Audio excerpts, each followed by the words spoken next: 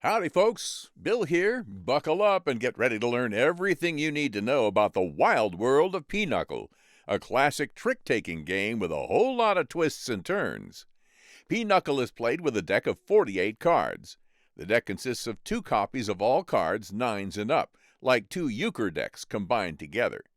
In Pinochle, the highest-ranking cards are the aces, followed by the 10s, kings, queens, jacks, and finally the 9s. Teams of 2 partner up, sitting across from each other. We kick things off by choosing the dealer at random. At the start of each round, the dealer hands out a hefty 12 cards to each player. At the end of each round, the dealership passes clockwise around the table. Next up is the bidding. Players bid for the right to declare trump and how many points their team intends to get by melding and taking tricks that round. The player to the left of the dealer has first bid, and then each player gets a chance to bid or pass in turn order. The minimum bid is 250 points. Subsequent bids can increase the previous bid by either 10 or 20 points, so bidding can heat up fast. If nobody feels brave enough to bid, the dealer has to take the default 250 points and automatically wins the bidding. Once you pass, you can't jump in again later. You're out. The bidding continues until all but one player has dropped out. Having won the bid, the winning player must declare the trump for that round. Once the trump has been decided, the partner of the winning player must select and pass over exactly 4 cards from his hand to the winning player. The winner must then pass 4 cards back to his partner. There is no restriction on which cards are passed, but partners cannot communicate or consult with each other when selecting cards to pass. Passing cards is not optional, and each player must pass 4 cards. However, the winning player can give back the cards his partner passed to him if he so chooses. The team that lost the auction cannot exchange any cards that round. Now on to melding. This is where you show off the combinations of cards in your hand to score points. There are 3 classes of melds, and each card in your hand can be part of multiple melds, but only once per class. Here's a list of the melds and 3 classes. You can pause the video to get a closer look. For instance, let's say you have the Queen of Hearts. You could use her as part of a Hearts marriage meld in Class 1, which is a combination with the King of Hearts.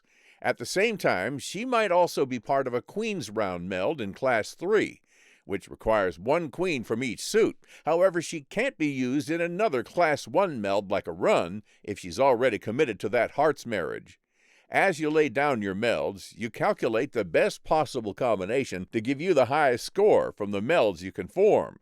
These points are then added right to your team's score for the round, giving you a head start on reaching that winning total.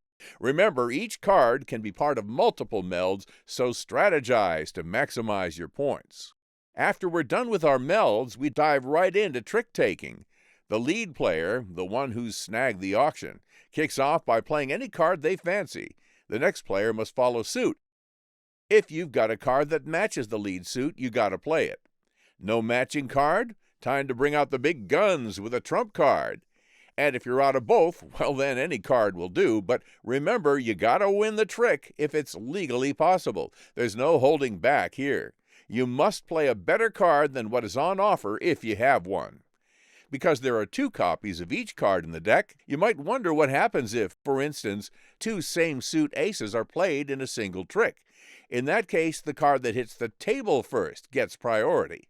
You only win the trick if you can play a card that is better than all other cards on the table.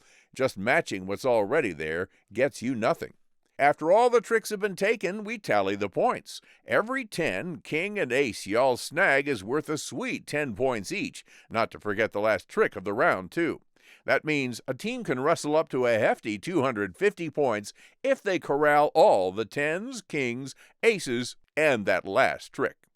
If a team doesn't score any points during the trick phase, well, they're out of luck and get nothing, regardless of their meld scores. But if the non-bidding team scrapes together at least 10 points with any combination of 10s, aces, kings, or that last trick, they get to add those points, along with their meld points, to their running total. As for the team that called the trump, if they meet or beat their bid with the points from melding and tricks, they bank all those points. Fall short, and it's called gone set. They don't just miss out on adding points, their bid gets docked from their total. Keeps everyone on their toes, doesn't it? Keep these rules in mind, and you'll be wrangling points like a champ. One thing you have to keep in mind after melding: if the bidding team finds themselves with a bid that's over 250 points more than what they've already got, they're said to have gone set. Now, the bidder's got a choice here.